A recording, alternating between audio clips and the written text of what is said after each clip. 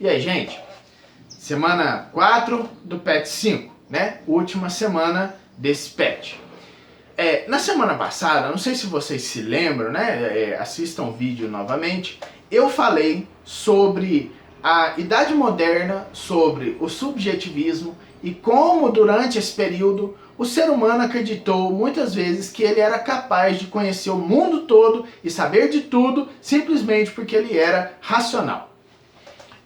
No PET dessa semana, cujo título é O Século XXI e o Espetáculo da Razão, o autor do PET nos traz justamente o contraponto daquilo em que foi pensado na Idade Moderna. Eu terminei a aula passada dizendo que a Idade Moderna provavelmente esteja errada porque nós não somos capazes de conhecer tudo, né, no mundo. Muita coisa nos escapa. E o século XX e o XXI nos mostrou muitas coisas que nos levam a pensar que é assim mesmo, né? Nós não somos capazes de conhecer tudo no mundo. Vamos começar ali no final do século XIX, que é quando começa a surgir a psicologia e a psicanálise. Ora, você sabe que um dos termos muito utilizados na psicologia, na psicanálise, é a ideia do irracional e do inconsciente, certo? Muitas coisas que eu faço e que eu falo, elas me são inconscientes, né? Eu não percebo muitas das coisas que vivem comigo ao longo do dia. Você quer um exemplo, né? Eu sempre dou esse exemplo nas aulas, quando eu falo de inconsciente. É o fato de, se você estiver sentado agora, a cadeira está tocando aqui, né, nos seus glúteos. Ou, se você estiver com o pé no chão, do chão, fazendo pressão na sola do seu pé. Essas coisas a gente não percebe, né? Quando é que a gente lembra que tem céu da boca, né? Quando alguma coisa nos queima ou gruda lá no alto. Mas, geralmente, nós não nos damos conta dessas coisas ao longo do dia. E muitas vezes, por exemplo, a gente está irritado com algo e não sabe porque está no inconsciente da gente alguma coisa que está nos perturbando. É com base nisso que a psicologia trabalha muitas vezes. Com trazer para o racional aquilo que é irracional, que não é consciente e que é inconsciente, certo? Por que eu estou falando isso? Porque a partir do final do século XIX, né, e vindo até hoje, todo aquele edifício da filosofia que foi construído na Idade Moderna para dizer para você, né, para ensinar a gente que nós somos capazes de compreender tudo, que nossa razão é infinita e ilimitada, caiu por terra depois, né, nesse período que eu estou falando para vocês, do final do século XIX. Porque começa-se a se questionar e se percebe que não, né? A nossa razão não dá conta de compreender o mundo totalmente. Pelo contrário, o que nós sabemos do mundo é muito pouco. E por que nós pensamos isso? Principalmente por causa do século XX. O século XX, você sabe, começa em 1901, né? E termina no ano 2000. O que aconteceu ao longo desse século? Muita coisa. Aconteceram 2 guerras mundiais que nunca tinham acontecido antes, com um poder de fogo, extermínio assim inimaginável, com crueldades inimagináveis, diabólicas. E tudo isso fez com que o ser humano passasse a desacreditar da capacidade racional. Porque, pensa bem, você vê no fim da Segunda Guerra, abrindo campos de concentrações com aquelas pessoas daquele jeito, que eu tenho certeza que você já viu algumas imagens, né?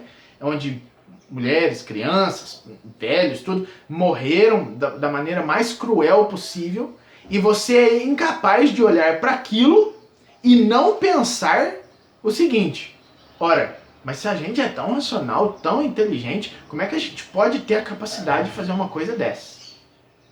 Se a gente é tão racional, tão inteligente e sabe que o nosso planeta não aguenta o tipo de vida que nós estamos tendo hoje, por que a gente continua a ter esse tipo de vida? Então a nossa razão, ela não dá conta de explicar tudo. Nós somos muito limitados. E essa ideia da limitação que aparecia muito na Idade Média por causa de Deus, né? Era de uma forma diferente, ela surge agora de novo com base na ideia do inconsciente e do irracional, certo? É mais científico. A nossa limitação agora é uma limitação científica, certo? Mas é claro que nós chegamos a um ponto da sociedade que é incrível. Jamais nenhum de nossos avós teriam sonhado, por exemplo, né, que eu posso, com um aparelho na minha mão, discar ali um número e falar com outra pessoa ao vivo, né? Lá do Japão, por exemplo. Nós desenvolvemos muito rápido, em muito pouco tempo, e mesmo assim nós ainda somos muito limitados, né? Eu gosto sempre de citar algumas datas, porque muitas vezes nós achamos que o mundo sempre foi assim, né? Então, para pensar um pouquinho. Eu tenho certeza que os seus avós, eles não tinham televisão em casa, muitos deles, né? Quem nunca viu uma história de que se reuniam na rua para assistir a televisão preta e branca na casa de alguém que tinha, né? Então, a televisão, meu amigo, não há 100 anos ainda que nós temos televisão. E para você ficar ainda mais chocado, quando você fala, por exemplo, assim, né, de enforcamento público de pessoas na praça, por exemplo, você pensa lá em 1500. Não. Há poucos anos atrás, se eu não me engano, na década de 60, né, 1964, se eu não me engano, foi a última execução pública por enforcamento na Inglaterra. Na Inglaterra, certo? Então, assim, você que é mais jovem que eu, talvez não tenha pensado isso, mas muitas vezes nós imaginamos que o mundo sempre foi assim, e que sempre teve internet, e que é uma beleza, mas não, né? Tudo que você está vivendo hoje foi conquista a duras penas de muita gente que trabalhou. Então, tente contribuir para que a próxima geração, né, seus filhos, seus netos, tenham também a possibilidade de desfrutar dessas tecnologias, desse mundo maravilhoso, como você tem hoje. Beleza? Então vamos às atividades, comentar sobre elas. Então, gente, a semana 4, nossas atividades são 2 questões, né? São questões complicadas, mas vamos lá que a gente consegue. São 2 questões do Enem, né? Então, olha só, com base no que eu expliquei no texto que você leu, nós podemos respondê-la de maneira simples, desde que você tenha cuidado em interpretá-la devagar, certo? Leia com calma que você vai entender.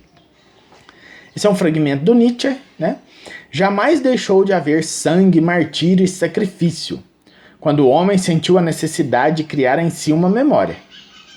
Os mais horrendos sacrifícios e penhores, as mais repugnantes mutilações, as castrações, por exemplo, os mais cruéis rituais, tudo isso tem origem naquele instinto que divisa na dor o mais poderoso auxiliar da memória.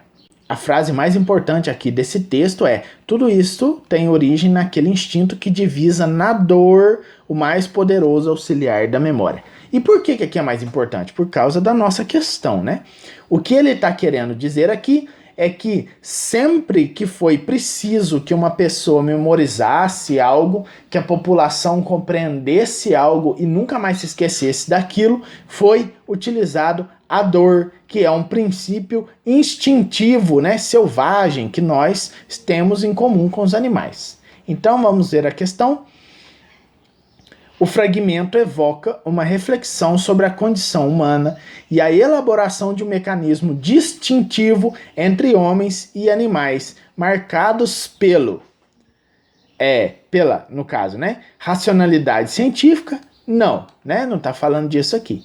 Determinismo biológico e sim, né? Por que é determinismo biológico? Porque a dor é uma questão instintiva e biológica. E é através dela que, para Nietzsche, a memória ela se estabelece com mais facilidade. Isso é para Nietzsche, né? A memória se estabelece com mais facilidade através de um instinto poderoso de dor. Então, é o determinismo biológico. É uma degradação da natureza? Também não. Domínio da contingência? Não, né? E consciência da existência também não. Por quê? Porque o animal não tem consciência da existência e ele também não tem domínio das coisas que variam no mundo, nem mesmo nós temos, né? Então a letra certa é a letra B. Questão 2. O filósofo reconhece-se pela posse inseparável do gosto da evidência e do sentido da ambiguidade. O que isso quer dizer, né? É que o filósofo ele gosta de saber as coisas, de ter fatos, e ao mesmo tempo de ficar assim no vai não vai, né? Em dúvida das coisas. Quando se limita a suportar a ambiguidade, esta se chama equívoco. Sempre aconteceu que mesmo aqueles que pretenderam construir uma filosofia absolutamente positiva só conseguiram ser filósofos na medida em que simultaneamente, ao mesmo tempo, se recusaram o direito de se instalar no saber absoluto. Então tudo isso que foi dito aqui está resumido nessa frase aqui embaixo, ó, que eu não estou conseguindo selecionar, mas que começa aqui. O que caracteriza o filósofo é o movimento que leva incessantemente, ou seja, sem parar, do saber à ignorância e da ignorância ao saber, e um certo repouso neste movimento, certo? Então, o que o Merleau-Ponty está querendo dizer é que o filósofo ele é caracterizado por saber algo e duvidar de outro algo, e depois saber algo que ele estava duvidando e continuar assim duvidando. É esse movimento de saber e ignorância característico do filósofo. Então vamos ver aqui a pergunta. O texto apresenta um entendimento acerca dos elementos constitutivos da atividade do filósofo, que se caracteriza por reunir os antagonismos das opiniões ao método dialético. Falou alguma coisa de método dialético aí? Não, né? Então não é essa. Ajustar a clareza do conhecimento ao inatismo das ideias? Não, porque olha só, não é que o filósofo tem clareza do conhecimento, ele tem clareza sobre algumas coisas, né? E ideias inatas não tem nada a ver com isso aqui que nós sabemos, porque ideias inatas é aquela que você já nasce com elas, então são coisas sobre as quais você não duvida. C. Associar a certeza do intelecto à imutabilidade da verdade. Pelo contrário, né? Ele fala do tempo todo da dúvida e da ignorância. Então não tem certeza do intelecto. D. Conciliar o rigor da investigação à inquietude do questionamento. Essa é a correta, né? O filósofo ele tem que investigar com rigor, com sistematização e, ao mesmo tempo, ser sempre inquieto e continuar questionando, mesmo aquilo que ele descobriu e que lhe parece verdade. Então essa é a certa, né? A letra E não é, por quê?